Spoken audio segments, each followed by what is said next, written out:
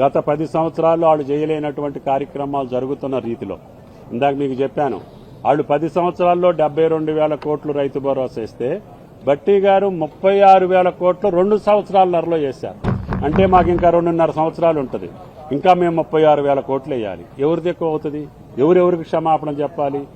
కాబట్టి అటువంటి అవగాహన రాహిత్యంతో, అక్కసతోటి, అసూయతోటి అధికారం కోసం మాట్లాడే వ్యక్తుల గురించి ఈ స్థాయిలో బట్టి గారు మాట్లాడాల్సిన అవసరం లేదు. మేము శక్తికి మించి బట్టి గారు ఆర్థిక మంత్రిగా వెసులుబాటు తీసుకుని రైతాంగానికి కావాల్సిన సమస్యలు, రైతు బీమా అన్నారు, ఏ ఒక్కళ్ళకి కూడా బీరుపోకుండా ఇప్పటికి 3,113 కోట్లు బట్టి గారు రిలీజ్ చేశారు. ప్రతి బాధిత కుటుంబానికి 5 లక్షల రూపాయలు చేర్చగలిగాం. అదేవిధంగా రైతు భరోసా, అదేవిధంగా అనేక సమస్యలు వాళ్ళు మానేసినటువంటి ఫార్మ్ మెకనైజేషన్ కావచ్చు, సబ్సిడీలు కావచ్చు, పంట కొనుగోళ్లలో చేసిన అన్నిట్లో కూడా we're number 1 in the country.